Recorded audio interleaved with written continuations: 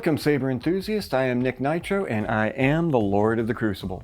Today we are here to conduct our full review and measurements of the Galaxy's Edge Legacy Lightsaber, the Luke Skywalker Return of the Jedi model.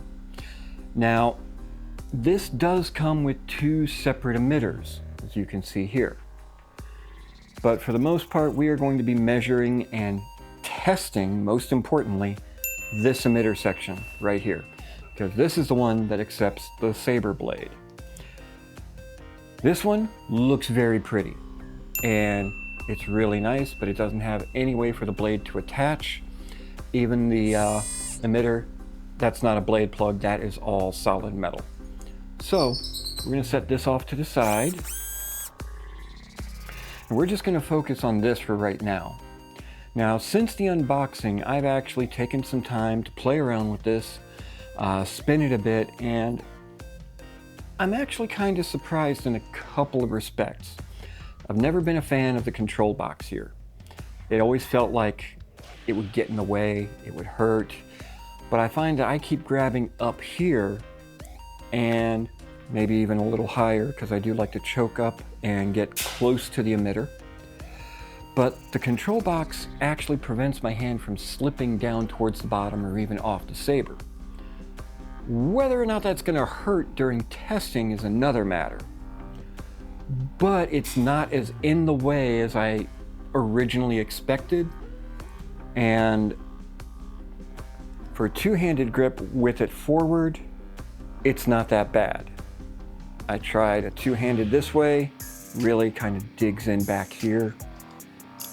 Tried it this way, it takes up too much space. Even gripping over it just leaves you very weak on this side as far as your grip goes. But forward, like this, for a two-handed grip, not bad at all. And for one-handed, does fairly well, in my opinion. Everyone's got their own preferences, the way they grip the saber, but that's just my observations on this so far. With that said, let's go ahead and dive into our measurements, and we'll get our thoughts afterwards.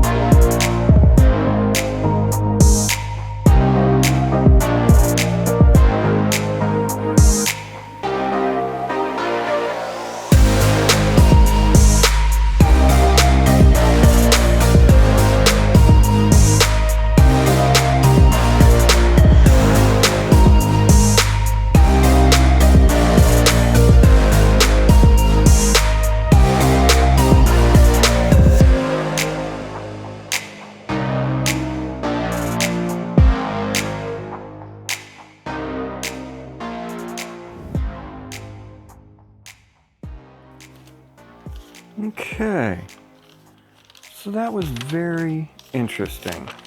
I want to check something.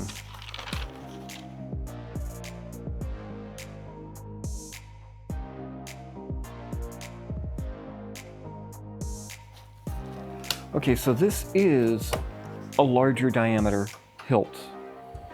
I mean, by 3/10 of an inch, it's wider than my Ultra Saber's hilt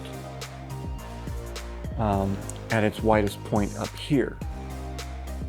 At its smallest point, it's still thicker than my Ultra Saber's Dominic's V4. So this is definitely a larger hand saber. It does feel kind of fat, but the balance point is like right here at the emitter. I mean, right there, right flush up against it as best as I can measure. So it spins rather well. It's got a very good balance to it. The thickness is, that's going to be very much a personal opinion. I do like them to be around 1.3 or smaller to a limit, but yeah, this larger size, over 1.5 inches, does make it more difficult for me to wield around. Now, I'm also a big CoverTech wheel fan, but you know, I'm going to be testing it with the hook here. It's a very interesting saber, and I've said it before. I'm gonna say it again because I absolutely love it. I love this connector. Now in my measurements, this also throws things off a little bit because this is noticeably larger diameter than this. This blade is 0.99 inches. And you notice the emitter was kind of wide. That's to accept this piece here, and this is like, honestly, about 1/1000th of an inch tolerance. And it just slides in smooth and easy. I love this connection system, I really do. I wish every saber had it because it makes things so much easier. That said, the balance is better than I expected. And the control box is not as much of an issue as I was expecting. I was expecting more dig, but we will see what the Crucible says on that, because actual impacts may make a huge difference. But all in all, so far not bad. The only real limiting factor on this is the number of sound fonts. You only get one. You only get one blade color, that's it. And that's all controlled here, right in this piece. I've been debating on whether or not to cover this for the past few days. This part, this little rant of mine. You gotta understand it comes from a good place. I am not bashing anyone. I'm a former Disney cast member from a long time ago, and I'm not at Disney because I screwed that up. That's on me. But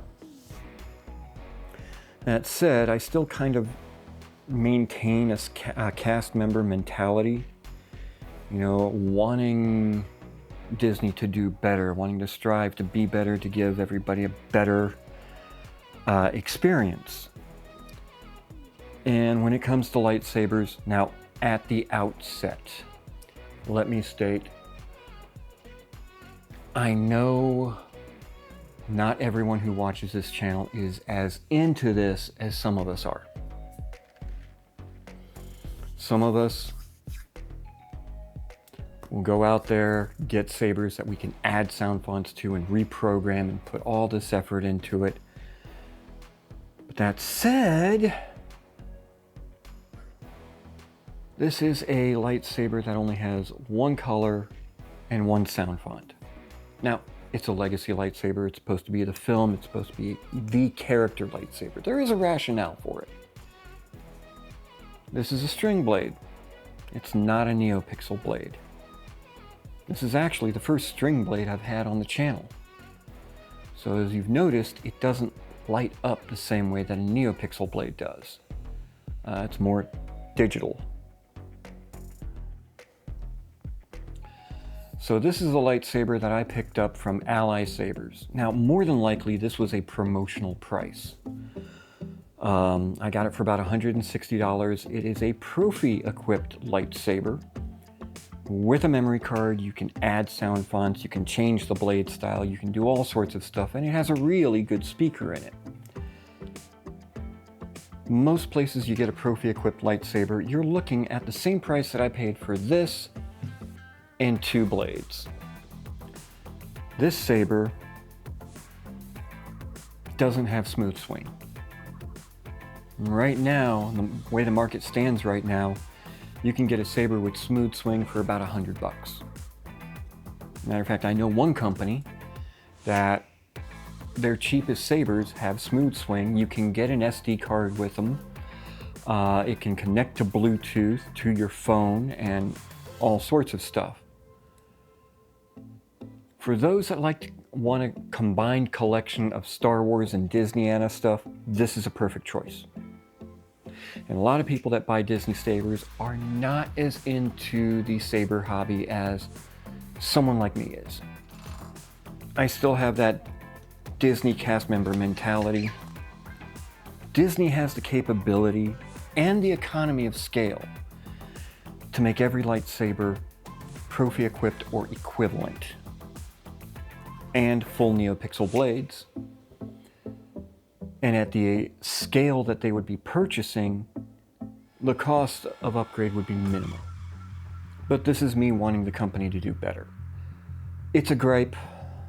Maybe I'm griping too much. Maybe I'm being too picky.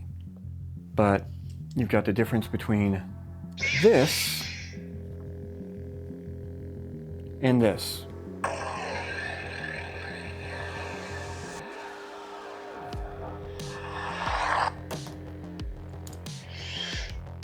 I'm probably griping too much. Probably. So do me a favor. Let me know down in the comments. Do I have a point? Am I griping too much? Am I not seeing a larger picture? I'm probably not. But I am a saber enthusiast after all. This is what I see. So with that said, this is how we're going to test this one with this emitter on it.